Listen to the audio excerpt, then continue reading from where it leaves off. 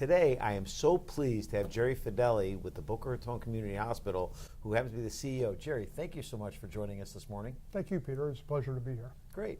You know, Jerry has been in the community now for going on 10 years, right? Yes. And, you know, I know you took over the hospital back when it was really struggling considerably, and I cannot believe the job that you've done turning around that hospital.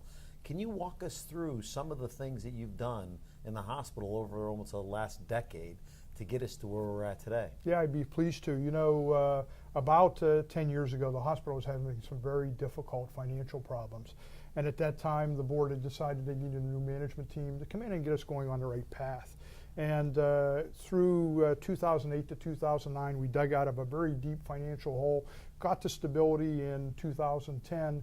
And while I'm very proud of that because we saved a very valuable community asset for Boca Raton, I'm even more proud of what's happened from 2010 to today.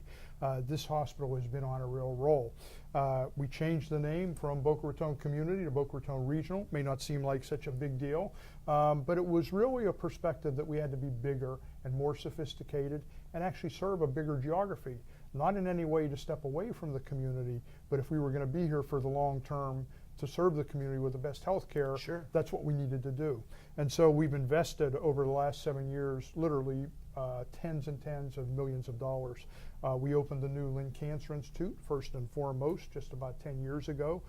Since then, we opened a new Wold Family Center for Emergency Medicine, a new Guten Robotic Surgery Center. We went from having no robotic surgery just about 6 years ago. Today we have 3 very sophisticated Da Vinci robots donated by two of our community members, Irving and Barbara Guten. We are now the biggest robotic surgery provider in all of Palm Beach County. Wow. But it didn't stop there. We opened a new Marcus Neuroscience Institute. The equipment we have in the Marcus is state of the art. It's as good as you'll find anywhere in the world. It is that good. After that, the new Women's Health and Wellness Center, it is a spectacular facility. GE Healthcare is a big producer of GE medical equipment. GE uses our Lynn Women's Health and Wellness Center as their international show site. It's that good. They bring people from around the world to Boca Raton. Not a bad place to come in the first place, but our facility is great. We just opened a couple months ago the new Gloria Drummond Rehabilitation Institute. And for people that don't know the story of Boca Raton Regional, Gloria Drummond was really the first lady of the hospital. She lost her children in a tragic poisoning. There wasn't a hospital back in the early 60s in Boca Raton, and Gloria made it her passion to build this hospital. So we just opened that about 2 months ago. If another hospital did any one of those things in a 5-year period, you'd think they were on a real roll. In fact, if you look at the hospitals in the area, nobody has done even one of those things in 5 years. We're doing one every year. So we've really transformed Boca Raton Community Hospital from a very able community hospital to a very sophisticated academic medical center, added teaching of young physician residents in medicine and surgery in affiliation with FAU, and we've been on a real roll. I'm very proud of where we've come. But you haven't stopped there, because I know you have big plans coming in the very near future, and I mean, just from you being on the chair of the chamber last year and listening to some of the things you talk about with the chamber, I know just in the very near future, you have some big plans coming up. What are some of the plans coming up? Yeah, I'm very excited. When you think about all the things I talked about, many of those programs and facilities are outpatient focused. What I did is I made the argument to the board, this is our 50th anniversary. And congratulations. Yeah, we're really excited about it. I mean, you think about all the trials and growth the hospital's gone through over a 50-year period. But our core inpatient facility now, parts of it are 50 years old. Sure. It was opened in 1967.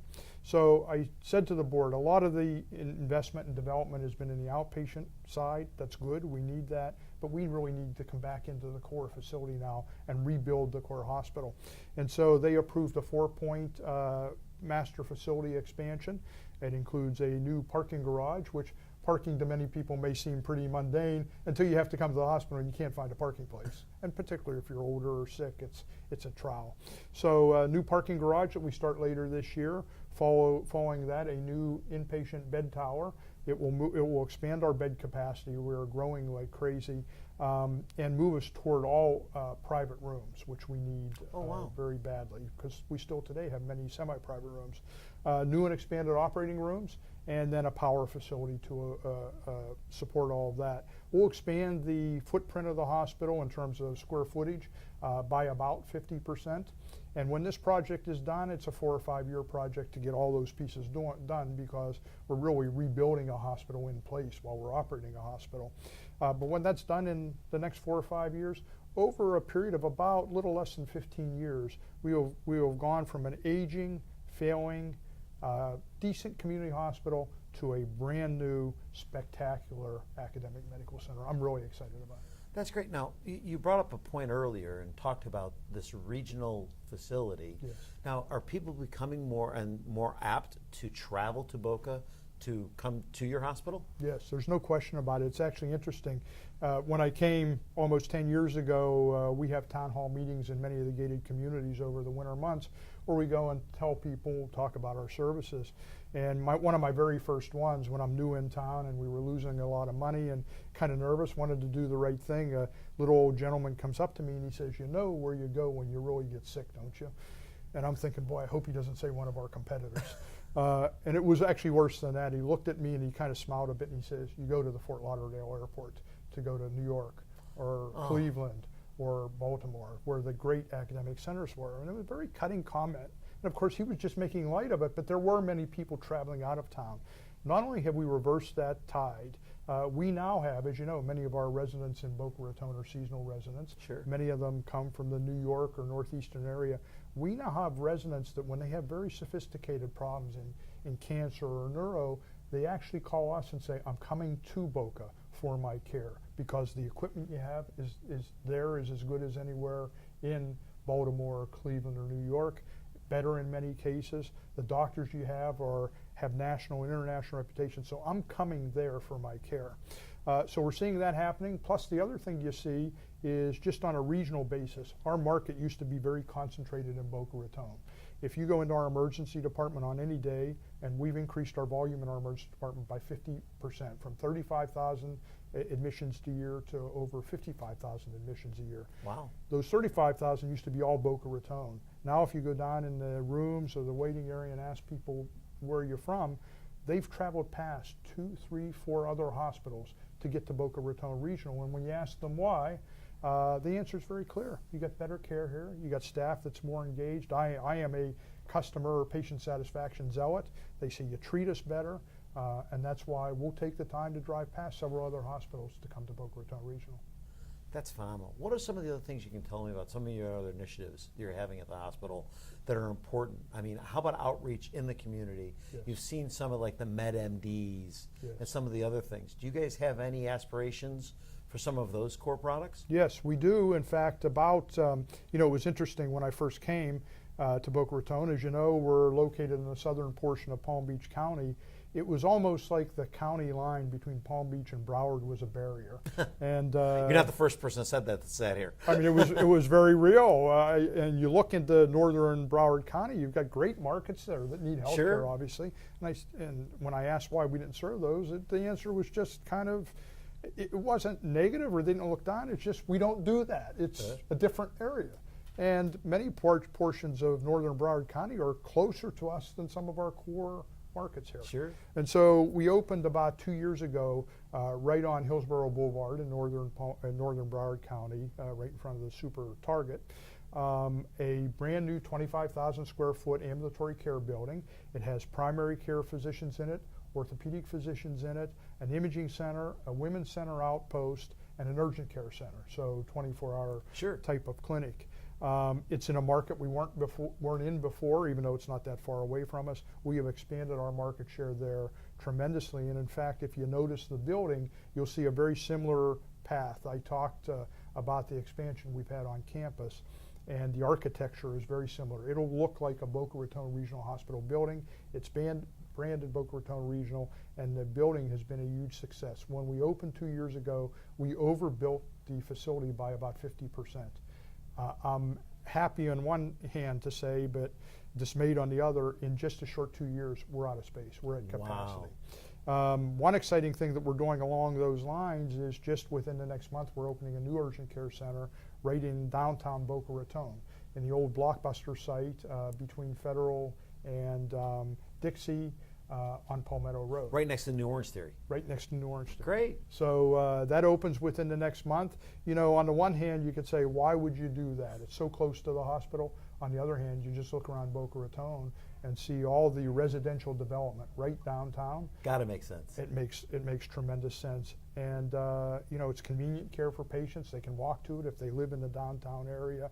And I just think it's going to be a hit as well. I'm excited about that opening up. So we'll have those two outposts, and we have many more of those types around the community, but we'll continue to look to develop those. Well, that's great. Well, Jerry, thank you so much for stopping in. We appreciate it. Is there anything else you'd like us to know about what's going on at Boca Community? You know, the one thing I would say is I've been in healthcare for over 30 years, and I talk to a lot of healthcare colleagues around the country. We really have a special hospital here, but it's not because the building's special or I'm special as a leader. We exist in a special community, and there's a sense of ownership and pride in this hospital that I haven't seen anywhere else in the country. And from the days of Gloria Drummond and the loss of her children to the community rallying around to build this hospital, and certainly we're in a wealthy area where philanthropic support is critically important to developing the programs we're building, but it goes beyond that. Our volunteerism, we have 1,000 volunteers in the hospital every month that just give me their time. And many times these aren't, not that there's any negative connotation about younger people in high school or college, but these generally aren't students looking for something to put on their resume. They're successful business people, lawyers, doctors, entrepreneurs that have a real passion to give back. And when you talk about patient satisfaction and patient service, there's nothing more powerful than somebody that says, you've touched my life in a meaningful way, and I want to make sure I'm there, whether it's philanthropic support or volunteerism or just a feeling of pride and ownership. Make sure that this hospital is there to really help the next person that needs it. It's a really great feeling. I feel like I'm the luckiest hospital CEO in the country because of that community support and ownership. Well, I think our community is very fortunate to have you. I got to be honest with you. Since you've gotten to this community, we have just seen nothing but great things, and we look forward to nothing but future great things from you. Thank you. Thank you so much. Thanks for having me today. Appreciate it. Thank you. Thank you for joining us on Fact or Fiction Friday and the Book of Voice. We look forward to seeing you next week. And don't forget to tune in online or on Facebook. We look forward to seeing you again.